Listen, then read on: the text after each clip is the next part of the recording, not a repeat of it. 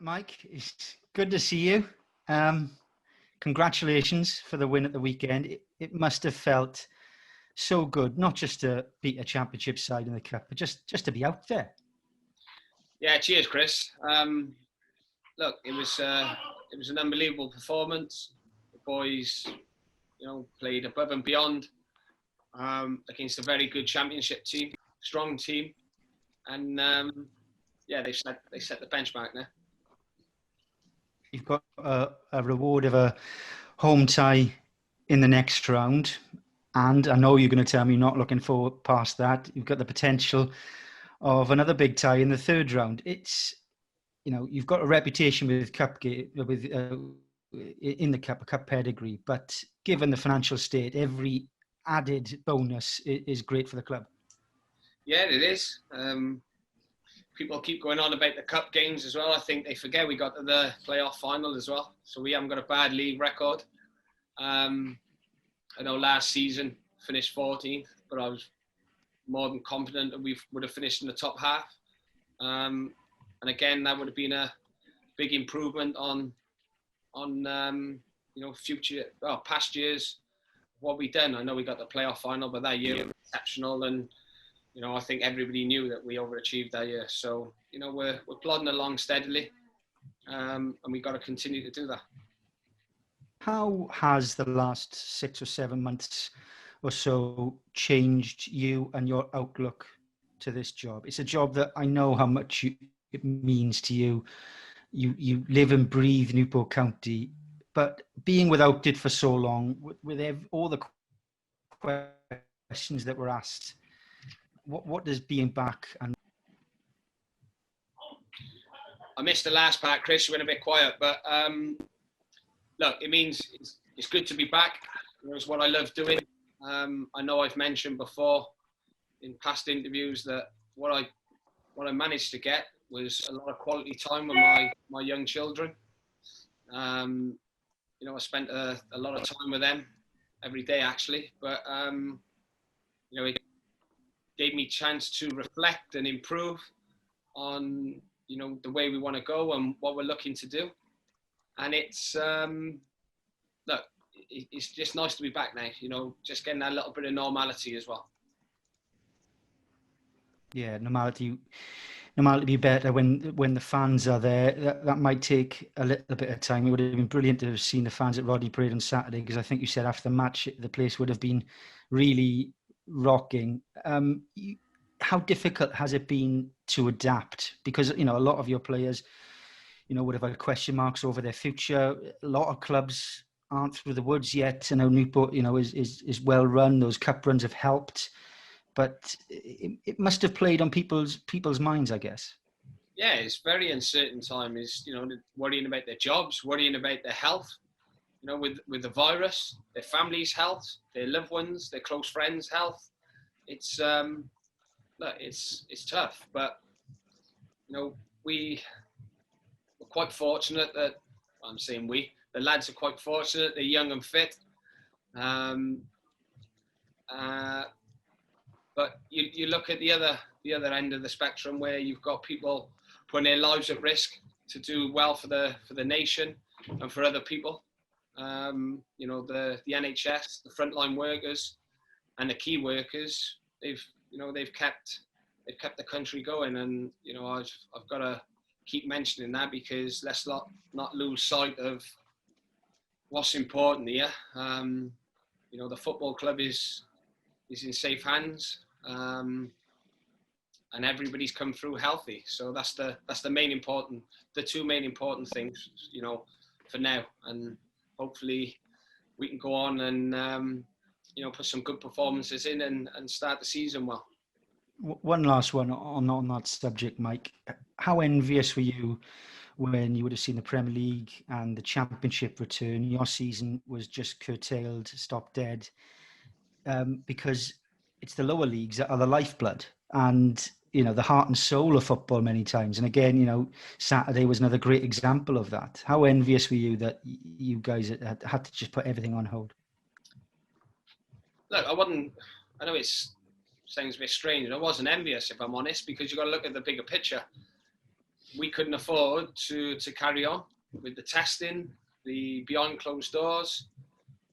You know, it would have been a couple of extra £100,000 to carry on the season. So look, it was for the best interests of the lower leagues. They carried on with the playoffs. You know, whether those places would have been like that at the end of the season, who knows? But it was done in the fairest way possible, and we just had to get on with it. The important thing that everybody was healthy and the club was able to survive. So you push on now, given that they had to, and yourself had to miss so much. No one's allowed to moan about doing that extra lap or doing that extra sprint now, are they? No, listen, we like I said, they came back in fantastic shape, and I've got to give the players credit for that. They worked hard.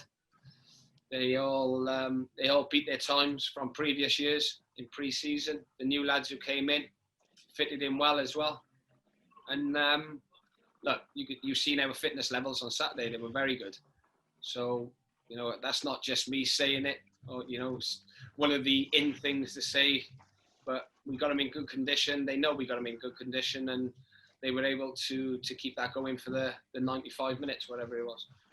I mean, one of the hallmarks of your sides at Newport has been the team spirit, something that a lot of players give you credit for. But being apart like that and going through something like that together can actually bring you closer, can't it? I'm sure they were all on different WhatsApp groups, challenging each other to, like, say, do what they could when they weren't allowed at the training ground.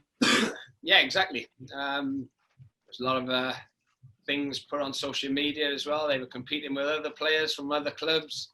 I tell you what, I even got to the point where I tried to compete with one or two of them to see how far off I was, and I was a mile off. So no plans to bring the boots back up this season. No plan. Evans for that.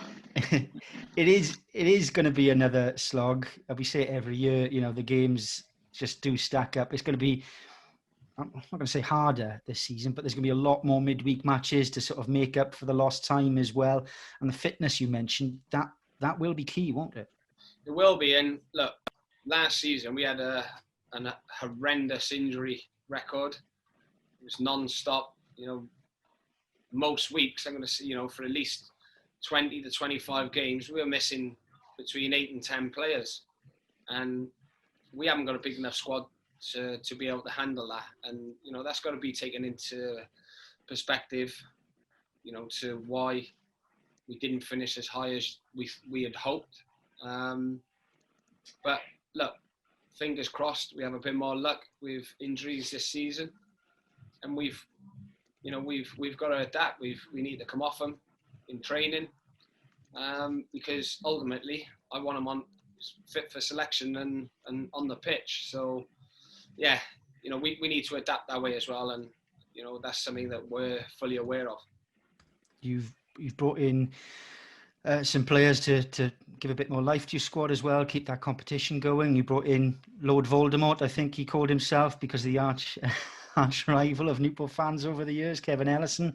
And you've got an EFL Trophy game that is an opportunity perhaps for people to put down a marker.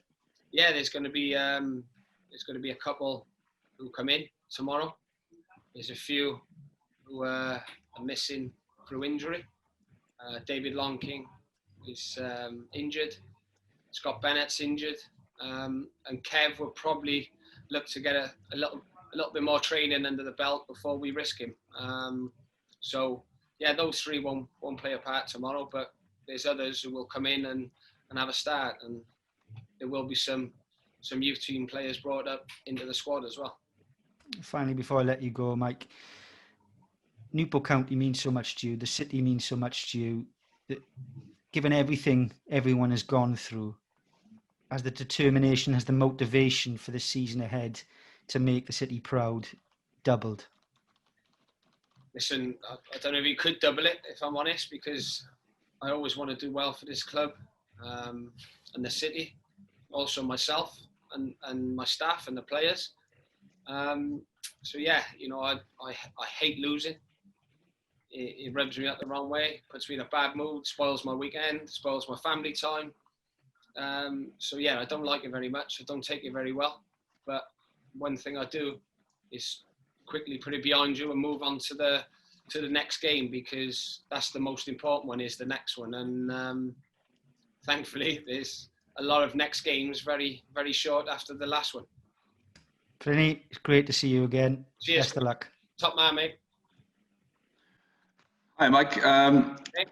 Can you just talk me through the theory behind Kevin Ellison? And at 41, is that not just a little bit beyond it or not? No.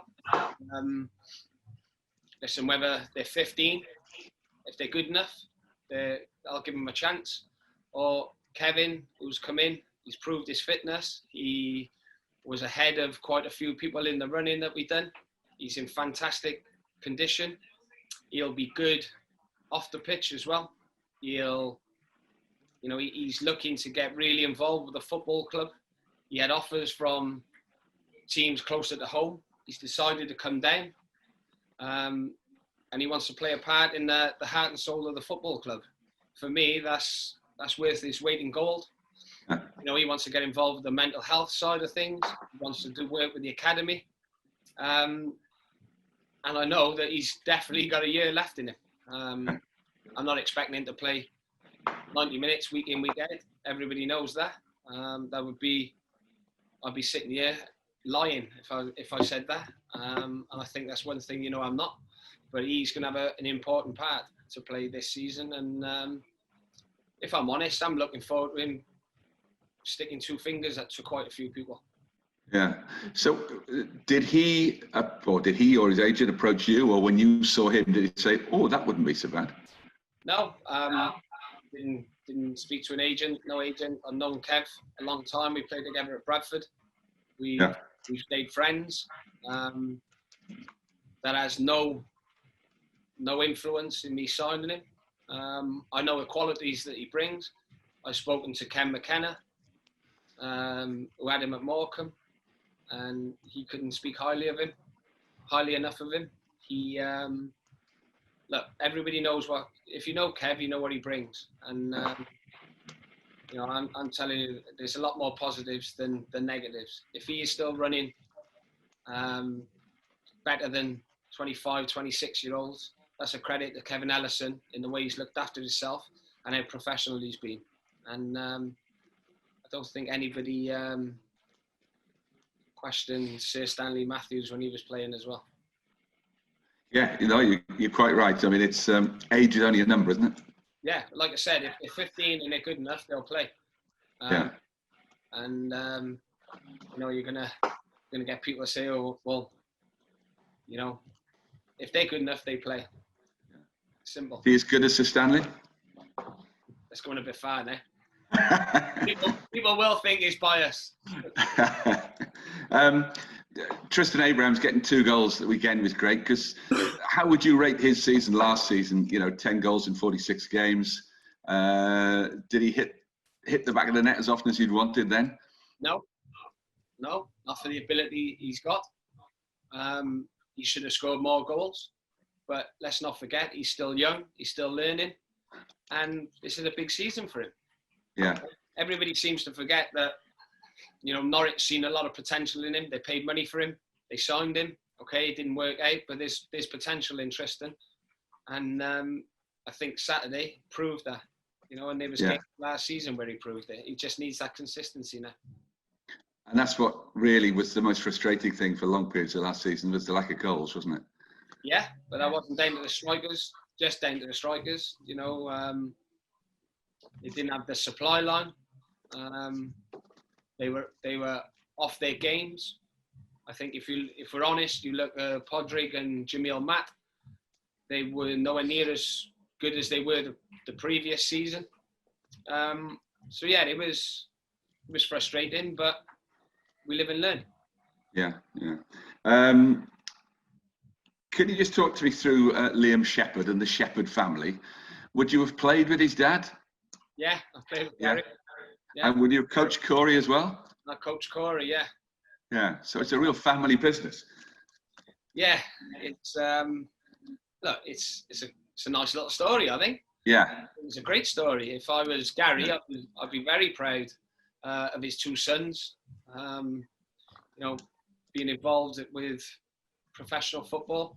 You know, I know Corey's not at that level at the minute, but yeah, he was a good player in the academy. And Liam so far, you know, he needs to kickstart his career again, because obviously he started at Swansea, moved to Peterborough, yeah, bought by Forest Green, and I'm hoping to kick him on again.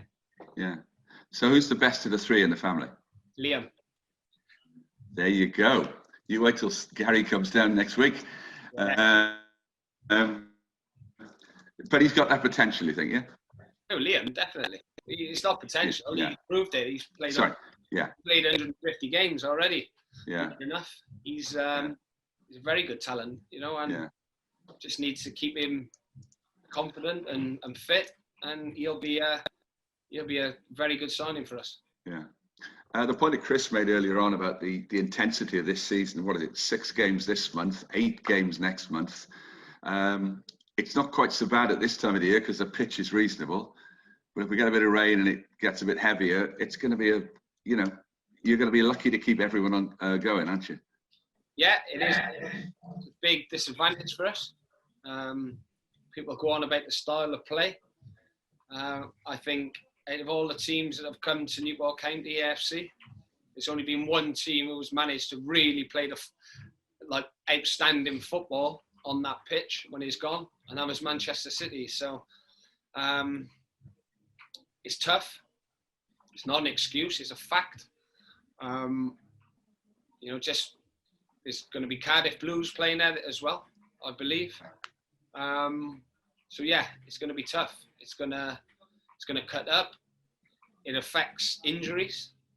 You know, the heaviness in the players' legs. Yeah. So yeah, it's difficult, and but it is what it is. We've done with it. I'm just hoping that it doesn't affect too many players and we don't get too many injuries. Yeah. Are we going to see another epic against Cheltenham Town tomorrow?